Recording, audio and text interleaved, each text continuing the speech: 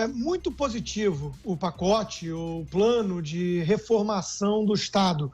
E é curioso que, na mesma hora que estava lá todos reunidos, o Davi Alcolumbre, presidente do Senado, o Onyx Lorenzoni, o ministro Paulo Guedes, o presidente Jair Bolsonaro, e depois o ministro Paulo Guedes concedeu uma entrevista onde ele esmiuçou com brilhantismo a sua visão de país e de Estado, né, uma visão liberal, onde o Estado realmente adota uma sustentabilidade fiscal e descentralização. Vou falar já disso tudo. Ao mesmo tempo que isso acontecia, tínhamos a baixaria, a tosquidão, a pobreza da CPI das fake news em paralelo. E isso mostra exatamente a ala do governo que funciona, que produz, que trabalha em prol do país, e uma ala que está presa aí nessa visão que parece mais um petismo de sinal trocado e criando confusão e assassinando reputações e tudo mais. Então, acho que ficou bem claro no dia de hoje o abismo que separa duas alas pertencentes ao mesmo governo.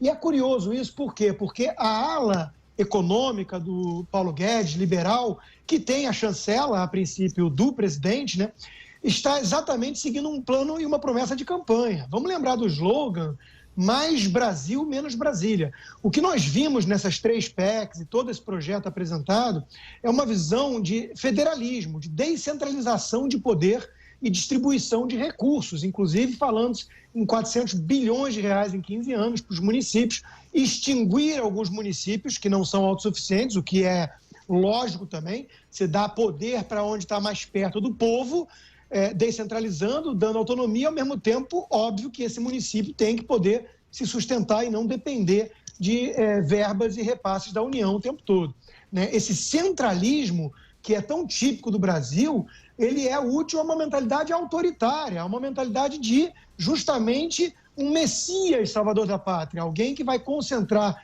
todos esses poderes do hiperpresidencialismo e governar como uma espécie de coronel, né? Uma coisa meio getulista, meio lulista. Então, é curioso se observar que esse plano levado pelo ministro Paulo Guedes, com a chancela do presidente da República e com o apoio já previamente concertado com as lideranças do Poder Legislativo, inclusive num discurso simbólico ali do Davi Alcolumbre, que fez muitos elogios, teceu muitas loas ao presidente, foi até curioso.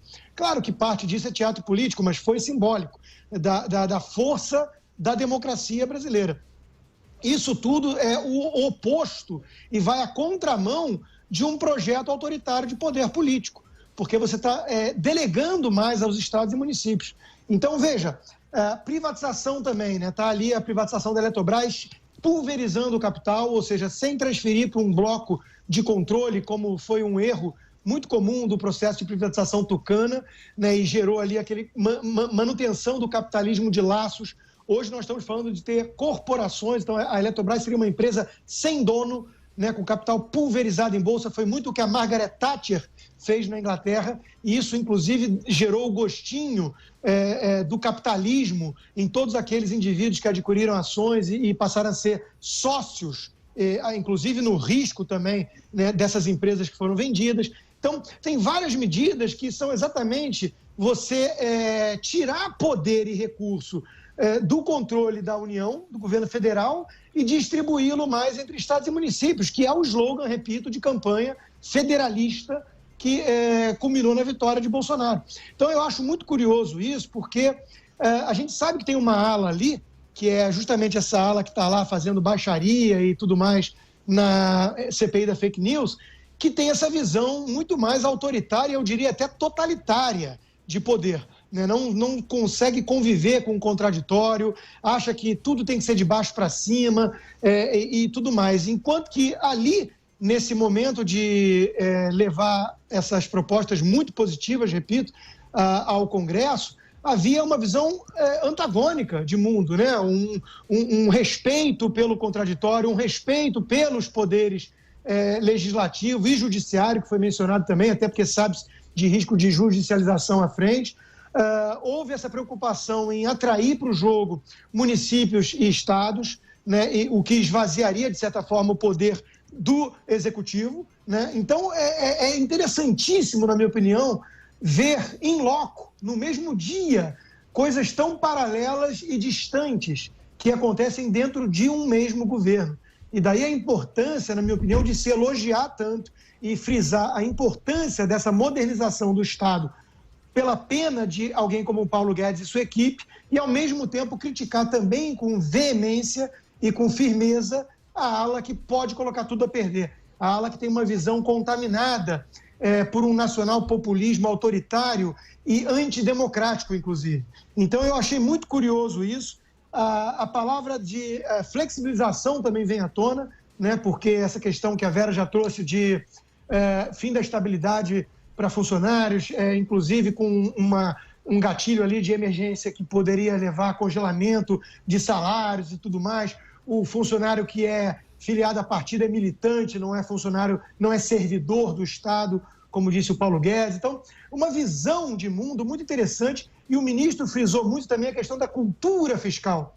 Isso é uma questão pedagógica importante. Ele fez um paralelo excelente com a questão monetária. A questão monetária, não existe uma lei, o Banco Central sequer tem autonomia legal no Brasil hoje, né, como deveria ser e como é nos países desenvolvidos.